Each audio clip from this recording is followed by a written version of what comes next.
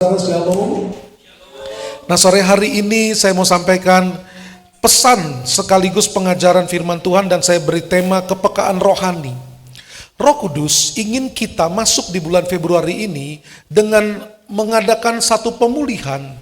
Dan pemulihan yang Tuhan hendak lakukan salah satunya adalah Dia hendak memulihkan kepekaan rohani saudara dan saya supaya kita makin peka secara rohani sehingga kita terus bergerak seperti yang Tuhan inginkan untuk kita lakukan. Sehingga kita akan melihat bulan Februari ini menjadi satu bulan akselerasi melampaui apa yang sudah kita alami dan lakukan di bulan Januari yang lalu. Tanpa kepekaan rohani, langkah kita akan menjadi langkah yang tidak terukur, yang tidak akurat. Kita butuh peka secara rohani, sehingga setiap keputusan yang kita buat, langkah-langkah harian kita, itu berdasarkan dari apa yang memang Dia tuntun untuk kita bersama-sama lakukan, maupun tuntunannya secara spesifik bagi kita semua. Nah, mari kita belajar tentang kepekaan rohani.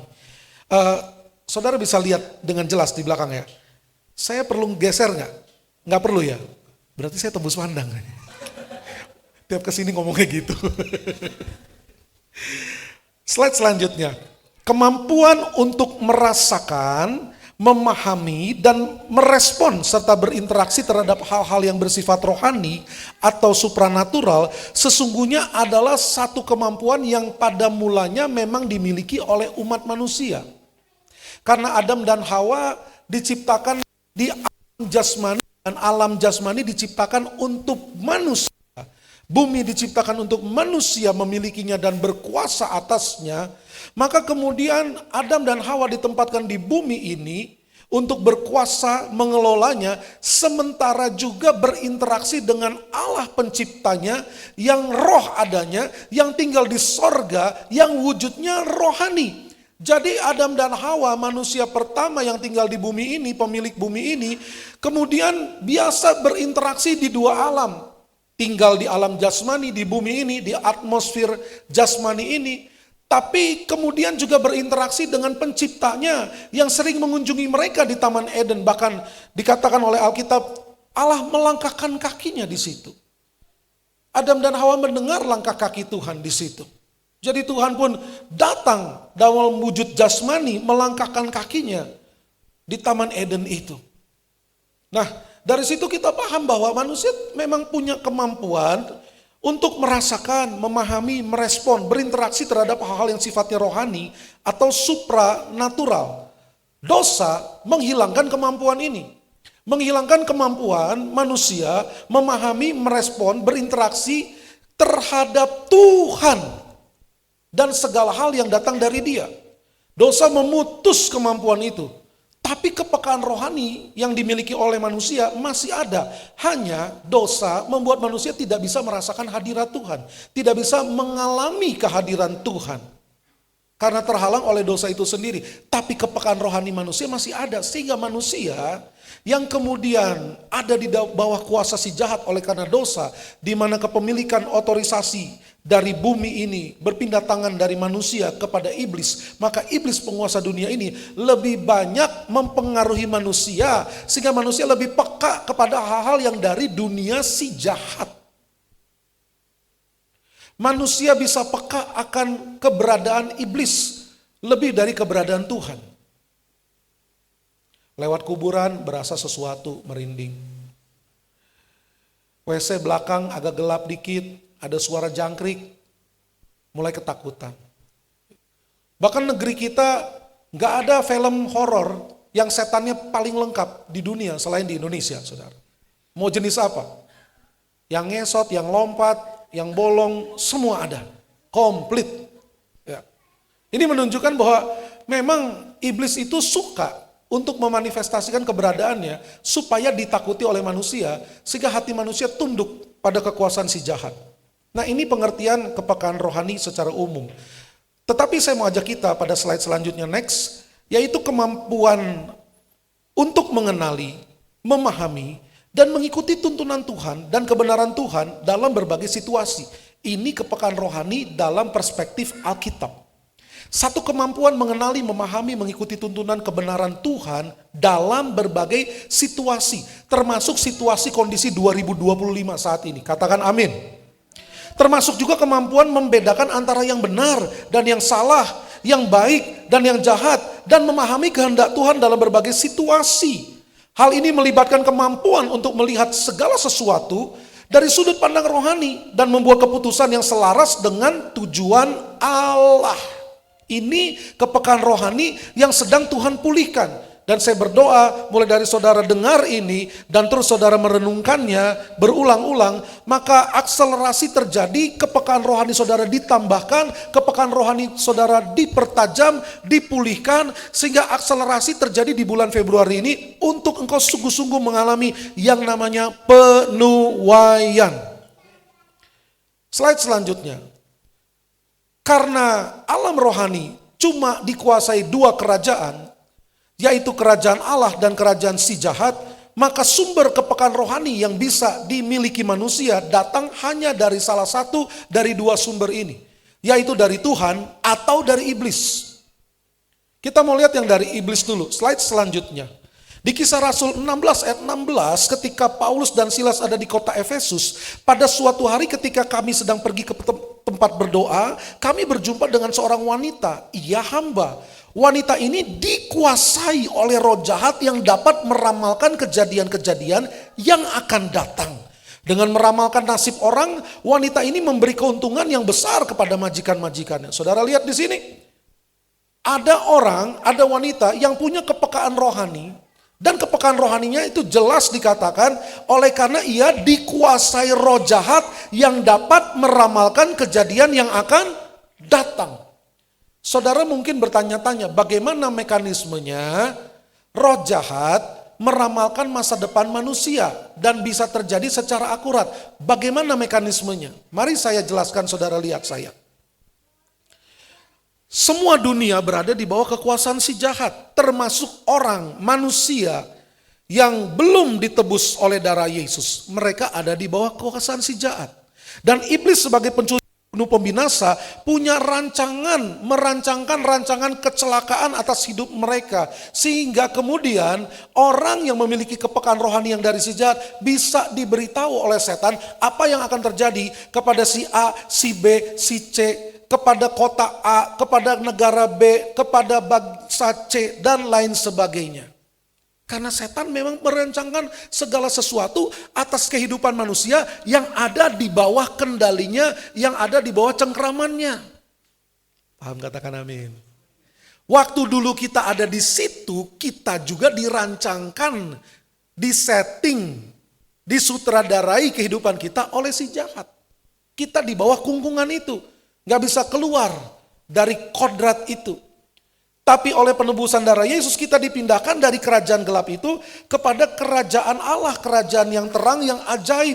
Sehingga kita keluar dari kekuasaan si jahat. Sehingga sejak itu sampai sekarang, sampai selama-lamanya, setan gak bisa melihat masa depan kita. Karena dia tidak bisa lagi berkuasa atas kita, dia tidak bisa merancangkan apapun atas masa depan kita. Karena kita sudah berpindah tangan dari tangan si jahat, dari tangan kekuasaan si kegelapan kepada tangan kasih karunia Tuhan, dan kita ada dalam rancangan Tuhan, yaitu rancangan hari depan yang penuh pengharapan. Boleh tepuk tangan buat Tuhan kita. Namun sekarang bukan hanya roh jahat yang bisa meramal saja yang menyesatkan banyak orang. Penyesatan yang sekarang terjadi yang makin marak adalah tentang bagaimana, slide selanjutnya, manusia diajar dan diajak untuk menjalin hubungan dengan alam semesta. Ini sebenarnya New Age Movement yang 25 tahun lalu saya pelajari, saya dengar. Ya, saya ingat waktu itu penatua Eddie Leo dari Abalev memberikan seminar yang saya hadiri waktu itu tentang New Age Movement. Ya, bagaimana ini kemudian sekarang lagi marak lagi. Orang diajak menyatu dengan alam semesta, orang diajari bahwa yang disebut Tuhan dalam berbagai dogma, agama, pribadi yang disebut sebagai dewa, sesembahan, Allah, ilah atau Tuhan, sebetulnya itu rekayasa manusia. Orang diajari begitu. Bahwa sesungguhnya manusia punya kuasa atas dirinya sendiri, asal bisa selaras dengan alam. Nanti alam semesta akan Berikan apa yang manusia itu inginkan. Tinggal bagaimana manusia menyelaraskan diri dengan alam. Mulailah diajarin berbagai teknik, pernapasan, kundalini, yoga, dan lain sebagainya. Ciaka, grounding dengan tanah supaya menyatu dengan alam. Ya. Raba pohon. Kalau anxiety, cari pohon yang kelihatannya subur, baik, rasakan energinya. Supaya lebih kerasa lagi, peluk pohonnya, rasakan energinya. Dan semua semut merah yang ada di situ. Manusia lagi diajari oleh setan untuk menjalin hubungan dengan alam semesta. Padahal oleh darah Yesus kita terhubung pada pencipta alam semesta. Tepuk tangan buat Tuhan kita. Sehingga bagi kita itu konyol, saudara. Hal-hal konyol yang bodoh, saudaraku, yang dikasih Tuhan. Ya. Tapi ini hanya gambaran. Nah, sad to say, bukan hanya orang yang dikungkung oleh kuasa kegelapan saja yang bisa menerima impact dari kuasa-kuasa yang sedang disebarkan hari-hari ini, tapi juga orang Kristen yang terikat. Dan pintu gerbang keterikatannya adalah seperti slide berikut ini. Ketika ada kutuk yang belum dibereskan, dilepaskan. Ketika terlibat okultisme, dari yang tipis-tipis sampai yang tanpa disadari, sampai yang jelas terang-terangan. Ketika ada dosa yang disimpan rapi, bukannya diselesaikan dalam pertobatan. Ketika ada perbuatan daging dan kebiasaan buruk yang terus-menerus termanifestasi, semua itu jadi pintu gerbang keterikatan yang membuat orang Kristen bisa terkoneksi dengan kuasa kegelapan lagi. Oleh sebab itu, mari kita peka dengan berbagai hal yang ada di area ini, supaya kita pastikan itu tidak ada dalam hidup kita. Kalau saudara merasakan masih ada, cepat cari pertolongan, cari pemulihan, cari pemberesan, supaya pintu gerbang keterikatan ditutup dan setiap tali keterikatan diputus selama-lamanya. Katakan amin. Sebagai orang percaya, kita sumber kepekaan kita, yaitu dari Tuhan, dalam beberapa bentuk ini. Slide selanjutnya. Yang pertama, sumber kepekaan kita sebagai orang percaya datang dari Roh Kudus. Yohanes 16 ayat 13 berkata, tetapi ketika roh kebenaran itu datang, dialah akan memimpin kalian ke dalam semua ajaran rohani yang benar. Dengan demikian kita akan dibuat peka untuk mengetahui ajaran rohani yang tidak benar. Kita dibuat peka untuk bisa memilah dan membedakan mana ajaran rohani yang benar dan mana ajaran rohani yang tidak benar. Baik secara teori maupun secara spirit. Ada ajaran yang sepertinya benar, tapi spiritnya nggak benar. Pekaan rohani kita butuhkan supaya kita bisa membedakan dan memutuskan untuk berdiri di atas pengajaran rohani yang benar. Katakan amin, saudara. Slide selanjutnya. 1 Korintus 2:14 berkata gini, lihat ini. Orang yang tidak memiliki roh Allah tidak bisa menerima ajaran yang berasal dari roh Allah. Karena orang seperti itu akan menganggap ajaran tersebut sebagai kebodohan. Dia tidak mungkin mengerti sebab ajaran yang dari roh Allah hanya bisa dimengerti dengan bantuan roh Allah. Ajaran yang sedang saudara dengar hanya bisa saudara ngerti dengan bantuan roh Allah. Itu sebabnya ngalami hadirat Tuhan, ngalami roh Allah bermanifestasi saat worship, saat menyembah, saat praise, saat memuji-muji Dia. Itu menyiapkan kita untuk kita diajar, dibuat mengerti dengan bantuan roh Allah. Katakan amin. Selain itu, kepekaan rohani akan meningkat di hari-hari ini dalam bentuk yang ini. Next. Bahwa ketika Roh Kudus dicurahkan, dikatakan ada manifestasi. Kepekaan orang akan semakin tajam. Roh orang lebih dominan dari pikirannya, dari pikiran jasmaninya. Karena hal ini bisa membuat anak-anak laki-laki dan perempuan bernubuat. Menyampaikan pesan yang gak pernah mereka terima sebelumnya sebagai pengetahuan kognitif. Tapi sesuatu yang diwahyukan begitu saja oleh roh Allah. Sehingga mereka bernubuat, menyampaikan pesan Tuhan, memberitahu hal-hal yang akan datang. Lalu kemudian teruna-teruna, anak-anak muda, anak-anak youth, dapat penglihatan rohani. They shall dream dreams, or they shall dream visions. Mereka memimpikan visi yang dari Tuhan. Mereka jadi tahu Untuk apa mereka hidup di zaman ini? Nah, generasi Yeremia adalah generasi yang jenisnya seperti ini. Mereka memimpikan mimpi yang dari Tuhan. Bukan mimpi mereka sendiri, pengen jadi ini, pengen jadi itu. Tapi mereka dapat tuntunan Tuhan untuk hidup bagaikan anak panah yang dilesatkan dari busur yang ada di tangan pahlawan. Katakan amin. Nah, itu sebabnya penting untuk kita memastikan Roh Kudus termanifestasi dalam doa, pujian, penyembahan kita. Slide selanjutnya. Penting banget berbahasa roh.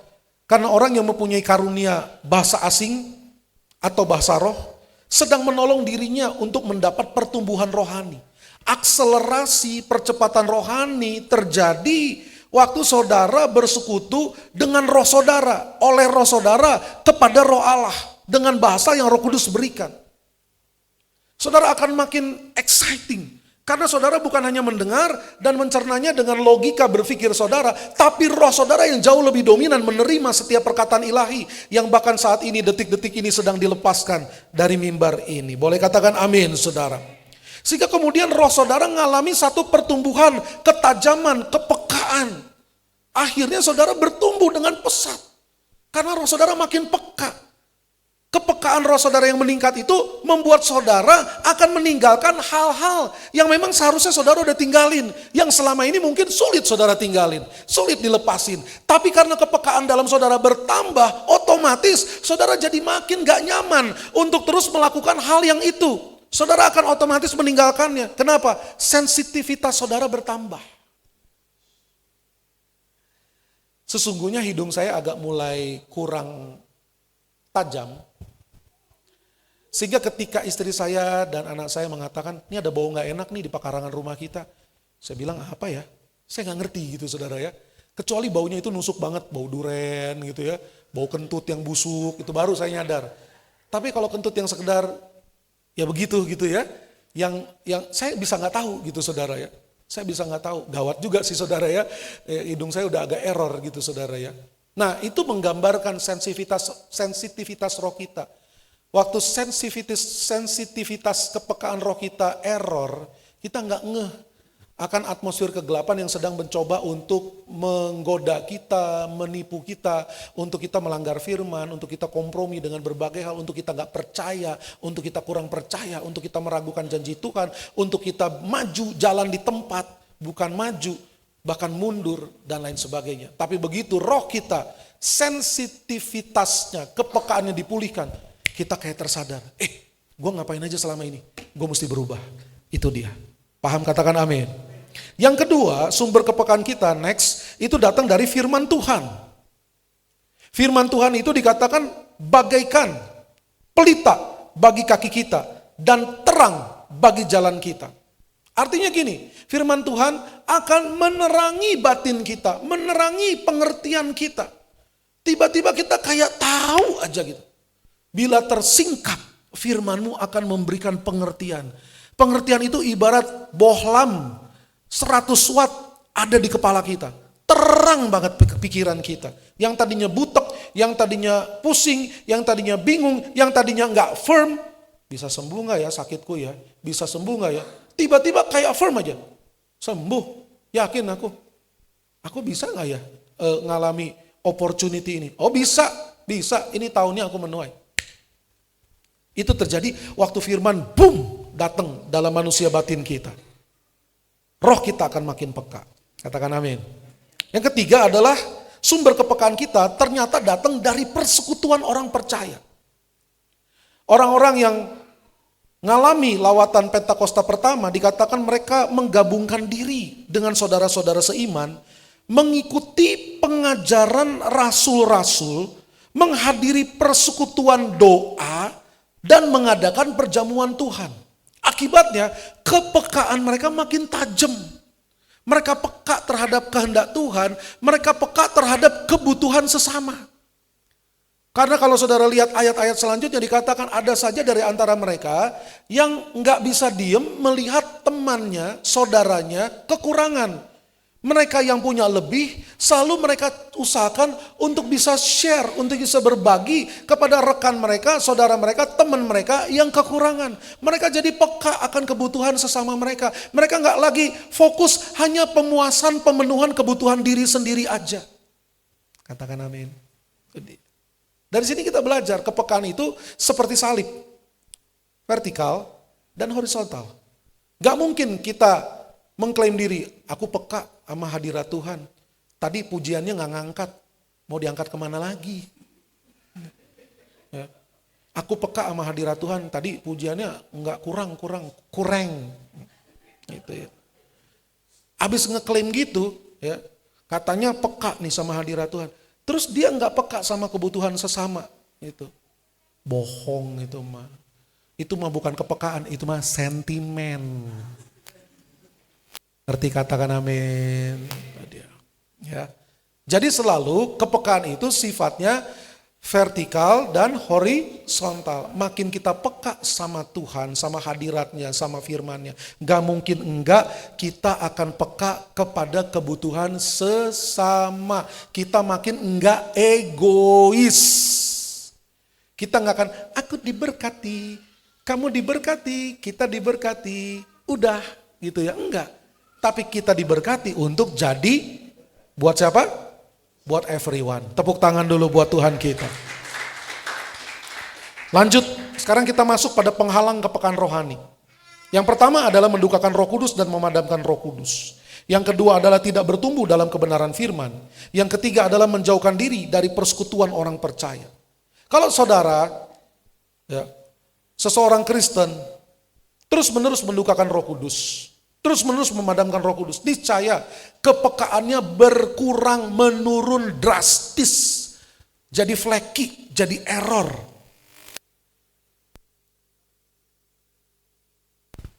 Tes, oke. Sekarang sambil saudara lihat ini, sambil saudara dengar ini, saudara bisa tahu bagaimana atau kapan Roh Kudus berduka.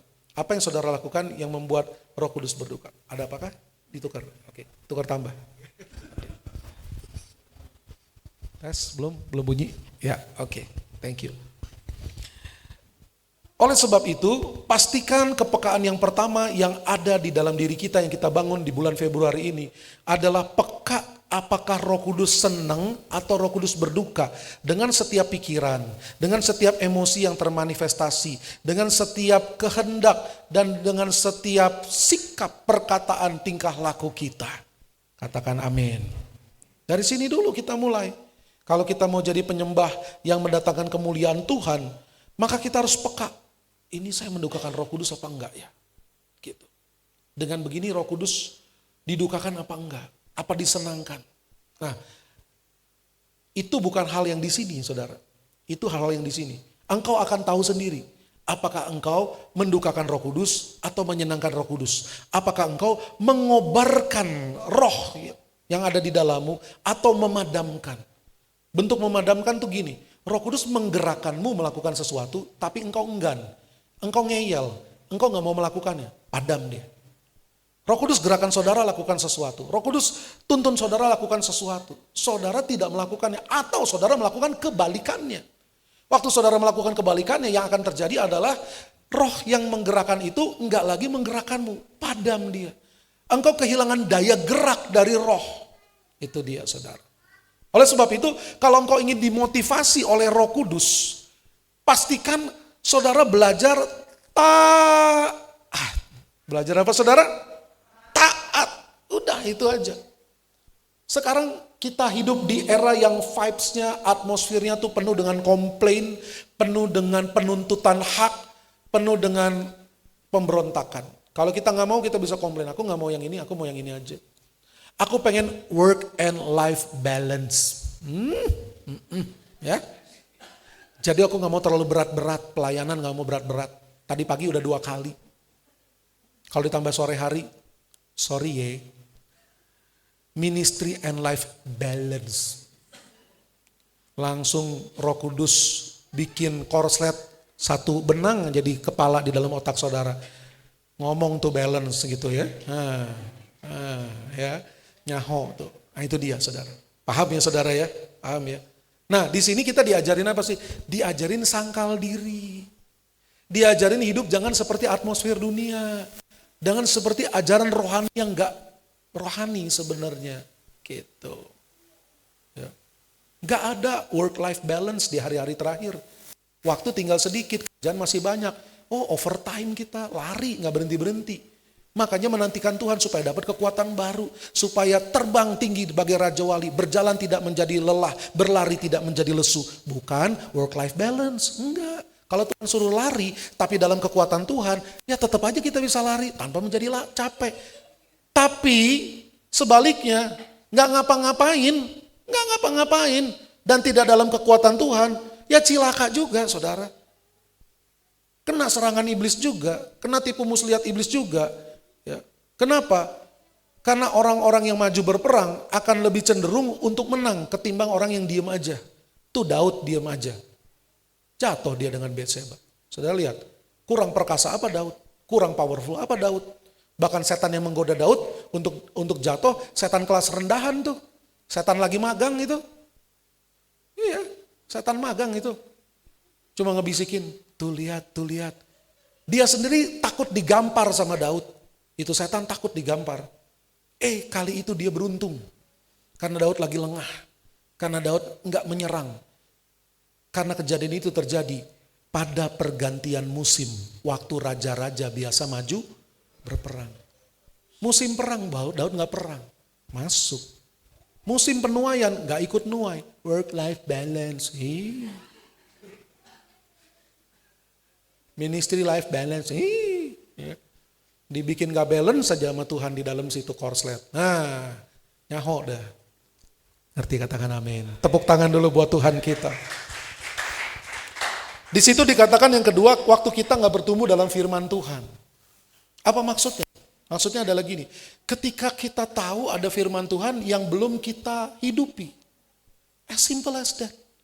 Bukan soal mengerti kata, akar kata, benih kata, bahasa Yunani, bahasa Ibrani kuno, merenungkannya dan terpesona dengannya, lalu berhenti di situ, tapi nggak melakukannya. Bukan. Kita mungkin nggak ngerti kata aslinya, kita nggak ngerti terjemahan aslinya. Tapi apapun yang disampaikan kita lakukan tanpa ngeyel, tanpa pemberontakan, dengan iman, dengan hati hamba. Tuhan, aku percaya Engkau enggak membuat aku miskin, Engkau bukan ingin membunuhku. Ketika Engkau menyuruh aku melakukan ini, Engkau bukan ingin membuat aku susah. Engkau ingin menyatakan kemuliaan-Mu dalam hidupku. Meskipun saat ini aku melakukannya sambil mencucurkan air mata. Barusan kita nyanyi. Tapi begitu disuruh praktek, ini dia nih. Nyengir kuda seperti ini nih ya. Yang mesti disate kuda gitu saudara ya. Oleh sebab itu saudara masuk Februari, renungkan, pekalah firman mana yang saudara belum lakukan. Lakukan segera. Lakukan. Kepekaanmu akan kembali. Tapi begitu saudara terus menerus ngeleyet, maka itu jadi penghalang saudara akan makin peka. Sementara hari-hari ini kecepatan langkah Tuhan itu makin. Dan kita dituntut makin selaras. Nyanyinya enak, denger musiknya enak. Terhubung denganmu. Tahu gak saudara terhubung tuh gimana? Niko sini. Sini, heran. Nih terhubung. Ya. Tuhan lagi melangkah dengan cepat. Terhubung tuh gini. Tuhan kan lagi melangkah dengan cepat. Jadi kalau terhubung pasti ke bawah cepat juga. Betul ya? Betul ya? Tapi kalau Niko nyanyi terhubung, terus gak ngikutin langkahnya, terhubung gak? Enggak, cuma nyanyi doang. Nah jangan sampai kita seperti itu. Dan Niko gak seperti itu kok. Tepuk tangan buat Tuhan kita. Jadi ingat waktu kita nyanyi ada konsekuensinya. Renungin, bener gak sih? Gua terhubung, kok terhubung masih mikirin work-life balance? Saya geli, kesel sama yang ngomong kayak gitu. Serius, apa-apaan sih lu? Gitu ya. Buat apa kamu menantikan Tuhan diurapi kalau masih nuntut work-life balance, ministry life balance? Buat apa lu diurapi? Nggak usah pelayanan sekalian. Sana jadi anak setan aja. Iya. Tuhan curahkan rohnya supaya kita bergerak beyond natural. Yang natural, ministry life balance, work life balance, itu natural banget. Gak perlu urapan. Tapi kita diurapi untuk melakukan, melampaui yang balance-balance itu. Tapi terus ngalami diberkati, terus ngalami sejahtera, terus ngalami kemenangan. Dan jadi pelaku kehendak Tuhan di zaman ini. Tepuk tangan buat Tuhan kita. Jadi ayo perangi vibes dunia, hawa dunia yang menggoda kita untuk udahlah lu mau sampai kapan begini terus. Ini hari Minggu ya. Hari Minggu nih ya, ini me time. Me time. Hidupmu bukan milikmu lagi. Milik Kristus. Udah dibeli. Me time. Kebanyakan makan pop mie sih. Mulai hari ini habis ibadah gak ada pop mie. Emang gak pernah ada sih ya. Oh ada. Ini profetik apa gimana? Saya gak pernah tahu, maaf. Karena tadi kan di sesi equipping saya bilang, kalau orang lihat Pak Budi pasti, cuma lihat aja udah kenyang, aman, ada makanan. Ternyata makanannya pop, pantesan kenyang, begah, saudara ya. Haleluya. Tapi saudara maksud, yang Tuhan maksudkan ngerti ya saudara ya. Jadi kalau ada godaan untuk kita malas, untuk kita bergerak secara natural, perang. Gak mau Tuhan. Saya gak mau ketinggalan, saya gak mau ketipu. Ini waktunya berlari-lari. Makanya yang tadi, ya, sumber kepekaan kita juga datang dari komunitas. Jangan tinggalin komunitas. Karena waktu kita ninggalin komunitas, menjauhkan diri dari persekutuan orang percaya, niscaya kepekaanmu berkurang. Dan kau mulai menuntut balance, mulai menuntut hak. Padahal kita udah gak punya hak lagi atas hidup kita. Kita hamba. Kenapa kalau nyanyiannya hamba? Nilai yang ku punya hati sebagai hamba. Yang apa? Mau taat dan setia. Gak cukup taat, setianya itu dulu loh. Setianya dulu. Katakan amin. Ya. Dan saya ngomong begini, saya lakukan. Bangun 5:30, kemarin juga peres roh, jiwa, otak semuanya, equip pasukan juga di Bogor. Ya. Tadi bangun 5:30, pelayanan di gereja 1, lalu habis itu siang lanjut lagi, baru jam 3:15 tadi makan siang di sini, di kota Sukabumi. Lunchnya baru tadi jam 3:15, seperti itu. Habis ini pulang. Apa yang didapat? Nah, godaan akan selalu ada. Bisikan akan selalu ada. Ya. Setan gak usah dicari, dia nyamperin sendiri. Gak usah dicari, nyamperin sendiri. Dia mulai ngebisikin, lu gini-gini dapat apaan sih? Cuma capek doang. Lihat umur lu berapa, lihat rekening lu, ada apa yang lu punya. Ngapain lu begini-begini terus? Lihat masa depan lu. Nah, setan mulai membuat kita berpikir secara natural. Itu sebabnya kepekaan rohani kita harus lebih dari sebelumnya. Supaya kita bisa deteksi semua yang ada di sini. Semua yang berseliweran di sini kita bisa pilah. Begitu kita tahu ini dari si jahat, jangan biarin berlama-lama, langsung usir keluar. Ini bukan tempatnya iblis untuk teriak-teriak. Iblis gak boleh terus ngebacot di dalam sini, harus dikeluarin, ditengking keluar. Ini harus jadi tempat di mana kebenaran Tuhan, perkataan Tuhan berkuasa, berdaulat, memerintah. Tepuk tangan buat Tuhan kita. Dan waktu mulai sekarang, saudara tingkatkan kepekaan rohani saudara, 7 hal ini akan jadi bagian saudara. Next, saudara akan semakin intim dengan Tuhan. Hubungan saudara dengan Dia akan lebih dalam.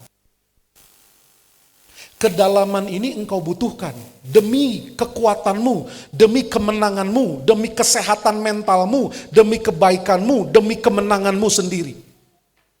Paham, katakan amin. Engkau butuh makin dalam, gak bisa cuma cetek, gak bisa. Tapi saya bersyukur, saudara sekarang lebih dalam lagi. Saudara cari Tuhan, saudara kejar Tuhan. Tiap kali saya melayani, saya ada di sini dari jam 4, ada sesi sampai nanti bulan Juni. Tadi saya lihat yang datang sesi jam 4 lebih banyak dari sebelumnya. Berarti saudara adalah orang yang semakin dalam, semakin intim dengan Tuhan. Puji Tuhan. Boleh tepuk tangan buat Tuhan Yesus. Pertahankan. status ini, pertahankan kondisi ini. Kondisi terus-menerus sedang intim dengan hubungan yang lebih dalam dari kemarin. Yang kedua, damai sejahtera, ketenangan, serta sukacita bertambah. Percayalah, ini kebutuhan utama. Ini kebutuhan utama. Ketenangan, tentram, damai. Dan itu datang bukan dari apa nih saudara? Dari apa nih? Sarangheo, apa? Ya, bukan dari acis, bukan dari uang, bukan, tapi dari hanya dekat Allahku, apa? Rasa tenang hatiku, kau sertai jalanku sepanjang hidupku. Terus gimana tuh? Hanya dekat, oh bukan, padamu. Ada apa? Ada kekuatan baru, kaulah perlindungan. Oh bukan ini berarti, bukan ya. Keselamatanku, tepuk tangan buat Tuhan, perlindungan, keselamatan kota benteng kita. Dia saudara. Jadi kalau krisis ya biarin aja. Memang mesti terjadi, mau ditengking seperti apa, bodo amat. Yang penting hanya dekat Allahku, rasa tenang hatiku. Seorang pengemis di gerbang bait Allah ngelihat Petrus, vibes-nya Petrus seperti old money. Kayak yang lagi di depan inilah old money. Terus orang itu bilang sama Petrus, pinjam 100 dong. Old money gitu ya. Ternyata Petrus tampangnya doang old money saudara ya. Karena dia bilang gini, emas dan perak gak ada padaku.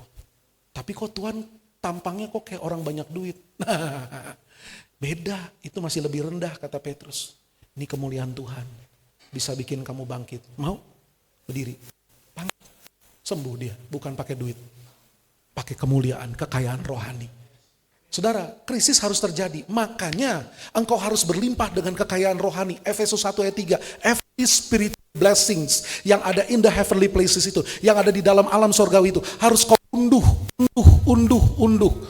Terus berlimpah dalam dirimu. Minyakmu harus berlimpah hari-hari ini. Krisis harus terjadi. Kurang uang akan terjadi. Gak bisa bayar, bisa Tuhan izinkan terjadi. Bisa. Tapi hanya dekat padamu ada kekuatan baru. Itu dia. Kekuatan baru jenis ini yang kita butuhkan di tahun 2025 yang katanya gak jelas akan terjadi apa. Gak usah dipikirin terjadi apa. Yang penting yang akan terjadi dengan kita waktu kita terhubung dengan Dia, berkat dari kepekaan rohani adalah damai sejahtera, ketentraman, dan sukacita semakin bertambah. Tepuk tangan buat Tuhan kita. Sehingga kita semakin mudah mendengar suaranya, menangkap arahannya, mengerti tuntunannya. Nangkep. Ya. Next. Maaf salah nomor, gak apa-apa ya. Pertumbuhan rohani yang makin pesat. Ya. Saudara akan mengalami itu, pertumbuhan rohani yang makin pesat. Dampak dari saudara makin peka di bulan Februari ini, saudara bertumbuh, berakselerasi. Yang keempat, saudara mengalami janji Tuhan. Dan kalau ngomong janji Tuhan, please jangan mikir materi, tolong. Jangan mikir materi. Tuhan bisa lakukan berbagai cara. Katakan amin saudara. Yang gak ada bisa jadi ada lewat cara apapun. Engkau hanya butuh beriman. Katakan amin. Iman tuh udah kelihatan apa belum? Belum, tapi percaya ada apa enggak? Itu dia. Percaya ada meskipun belum itu iman. Kalau udah kelihatan gak butuh iman. Karena gak kelihatan, harus percaya bahwa ada. bahwa pasti cukup, bahwa pasti ada. Katakan amin. Sehingga kemudian daya tahan dalam menghadapi berbagai tantangan hidup akan meningkat drastis. Yang terakhir, slide terakhir. Kita akan semakin memiliki belas kasihan dan kepedulian terhadap sesama. Semakin memiliki kemurahan hati. Artinya engkau semakin seperti Kristus. Waktu engkau berkata, ku mau sepertimu Yesus, disempurnakan selalu. Tahu gak serupa seperti Kristus? Yang paling gampang kelihatan adalah makin peduli terhadap sesama. Di masa yang seperti ini, orang dulu save buat dirinya sendiri, amanin buat kepentingannya, kepemilikannya dulu. Tapi di masa seperti ini, orang yang punya hati seperti Yesus, yang udah jadi seperti Yesus, gak pusing dengan dirinya sendiri. Dia akan mikirin orang lain. Meskipun barangkali harus berkorban. It's okay. No problem. Bisa punya pandangan orang ini mesti diselamatkan. Mereka hanya lihat orang hanya dari dua golongan. Udah diselamatkan atau belum diselamatkan. Terhadap orang yang belum diselamatkan, mereka akan penuh dengan belas kasihan. Dan mereka akan berkata, ini mesti diselamatkan berapapun harganya. Berapapun harganya, mesti diselamatkan. Jadi, katakan amin, saudara. Ya. Untuk berdoa sampai bisa punya motor sendiri di zaman pandemi, itu mujizat buat saya. Diawali dengan makan Indomie berbulan-bulan, lalu disuruh nabur, melangkah. Tuhan beri saya kepekaan. Temenku yang itu ternak lele, temenku yang itu ngegojek, temenku yang ini pendeta semua. Aku ngapain Tuhan? Satu kata doang, nabur. Nabur Tuhan. Oh, ngerti. Saya telepon teman-teman hamba Tuhan yang bikin ibadah online. Perlu pengkhotbah gak buat ibadah online minggu besok? Gue mau deh, gak usah dikasih PK. Gue tahu gereja lu lagi susah. Oh ya boleh. Bisa tiap minggu, jangan gantian sama yang lain. Ya, tanya teman lain. Ya. Pelayanan, gak usah dikasih PK, saya lakukan. Di ujung tahun pertama pandemi, udah bisa keliaran sedikit-sedikit sambil ngumpet-ngumpet waktu itu. Ada satu ibadah perayaan Natal di mana out of nowhere tiba-tiba saya diundang jadi pembicaranya. Setelah layani, ya, seneng akhirnya bisa melayani onsite meskipun ngomongnya pakai masker. Ingat kan waktu itu nyanyi pakai masker, makan pakai masker. Semua pakai masker, ya, pakai masker. Udah selesai pelayanan dikasih PK. PK-nya bisa cukup beli motor cash itu berapa? 21 juta, 22 juta. Ya boleh tepuk tangan buat Tuhan kita. Coba saya ternak lele. Coba saya gojek. Ya belum tentu juga sih. Bisa kalau memang tuntunan Tuhan. Tapi Tuhan gak suruh itu. Paham, katakan amin. Udah seneng-seneng dipakai, irit gitu saudara. Minimal bensinnya habis bisa digini-giniin kan gitu saudara. Kalau mobil kan enggak, kita jadi Flintstone kan saudara ya. Gak bisa. Itu. Lihat orang susah, kok gak sampai hati ya kalau cuma ngedoain kok kayaknya gimana gitu ya. Kayak bukan Kristen, kayak bukan pendeta gitu saudara ya. Dia pinjemin deh. Pinjemin. Oh dia seneng. Terserah mau ngegojek, mau ngegrab. Bukan pinjem pulang hari, pakai aja terserah pakai. Tuh orang mulai mau ngalami terobosan lebih lagi perlu modal. Ya kok yang ditaruh saya? Bukan orang kaya yang berduit, kok saya yang ditaruh? Mana ini imannya beda. Tahu kan? Nah udah ya, itu. Ya. Beda imannya. STNK BPKB atas nama istri saya, ngomong sama istri. Ya terserah, kalau memang Tuhan suruh lakukan aja. Bener nih, ntar lu kepahitan lagi. Enggak, tapi saya kenal banget istri saya kok. Saya kenal banget. Oke. Saya panggil, rumah ya? Dia kira disuruh kembaliin. Enggak, bukan. Ini BPKB, ini STNK, ini kunci cadangan. Lu jual. Lu pakai buat kebutuhan yang lagi lu butuh. Nangis dong dia saudara. Begitu udah dijual di WA, laku segini, iya gak apa-apa, gak usah perpuluhan, gak usah laporan, itu punya lu kok. Udah, gitu. Itu Maret atau April gitu saudara, ya, tahun depannya. Udah gak ketemu sekian lama, tahu-tahu Desember lagi. Masih maskeran semua, kita masih tahu-tahu Desember lagi. Apa yang terjadi? Forward WhatsApp masuk ke saya.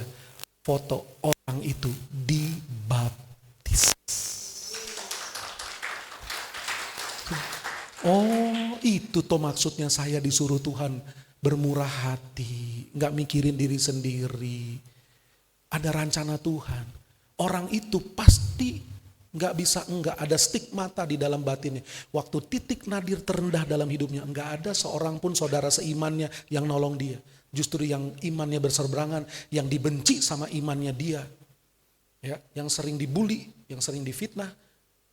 Pendeta lagi yang nolongin. Barangkali begitu. Bagian saya barangkali cuma semacam gerbang untuk membuka hati orang itu. Sehingga orang itu mulai mau dengerin Injil. Ada lagi yang nabur, menginjili, entah lewat apa. Akhirnya satu kali penuaian terjadi. Bukan cuma dia. Ya, istri, anak satu. Jadi berpindah ke kerajaan terang. Ini berkat dari kepekaan rohani, kita akhirnya menjadi pelaksana kehendak Tuhan pada zaman ini. Saya berdoa jemaat Salabintana, Selbiners. Gue juga tahu. Selbiners, saya berdoa kalian semua ya Selbiners ya. Makin peka ya. Yang tadinya setengah PK jadi 2 PK. Itu mah AC dong ya. Dah yuk. Kita mau ke yang meninggalkan saudara ya. Yuk kita bangkit berdiri. Saya berdoa bulan Februari kepekaan rohani saudara bertambah. Kasih karunia Tuhan ditambahkan. Saudara makin jadi berkat bagi banyak orang. Haleluya. Ingin selalu bersekutu denganmu, menikmati hadiratmu, biarkan rohmu tinggal dalam hidupku. Sungguh indah bersama, ingin selalu bersekutu denganmu, menikmati hadiratmu, biarkan rohmu tinggal dalam hidup. Sungguh indah, oh ingin selalu bersekutu dengan, menikmatimu. Tuhan, tambahkan kepekaan di antara umatmu saat ini. Sementara mereka semakin ingin tinggal di hadirat-Mu, sementara semakin mereka ingin mendekat padamu, tambahkan kepekaan buat mereka. Bulan ini mereka semakin peka terhadap-Mu. Ku ingin selalu tambahkan roh, tambahkan urapan-Mu, condongkan hati mereka, ketajaman rohani untuk membedakan, kepekaan untuk taat melakukan. Dalam hidupku sungguh indah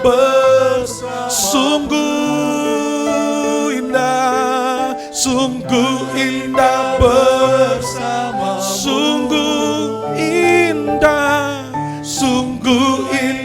bersamamu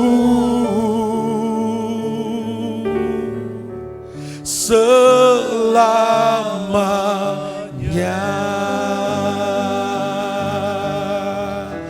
Tuhan terima kasih, biarlah firman-Mu diterima di hati yang terbuka, di hati yang terus ingin merenungkannya, sehingga 28 hari di bulan kedua ini menjadi bulan kepekaan umat-Mu di gereja ini ditambahkan ya Tuhan.